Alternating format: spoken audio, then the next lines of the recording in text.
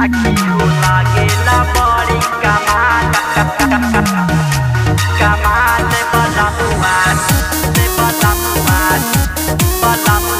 थारे ले जाबर माल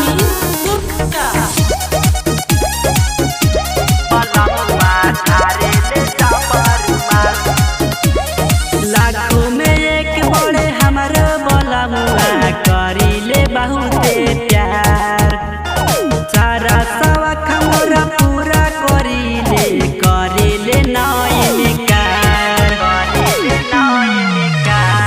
लाखों में एक बड़े हमारे बलमुआ करीले बहुते प्यार सारा सवख मोरा पूरा करीले नयनिकार साखी हो लागेला बड़ी कमाल बलमुआ झारेले जाबर माल साखी हो लागेला बड़ी कमाल बलमुआ झारेले जाबर माल साखी हो लागेला बड़ी कमाल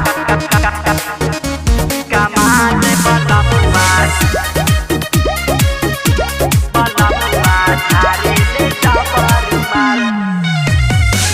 जब जब निकलेली घर से बहरिया ये साखी सभे लड़ावल चाहे नजरिया ये साखी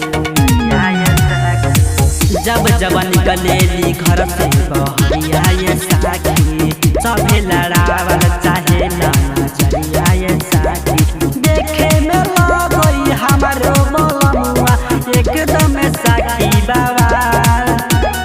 साखी हो लागेला बड़ी कमाल बलमुआ झारेले जाबर माल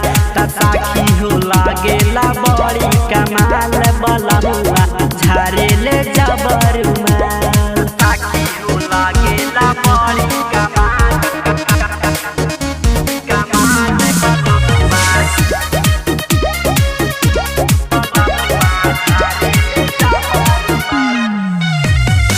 संतोष के रहन लागे हे बिये साखी अपने खाला पान हमके खिया बस चले बिये साखी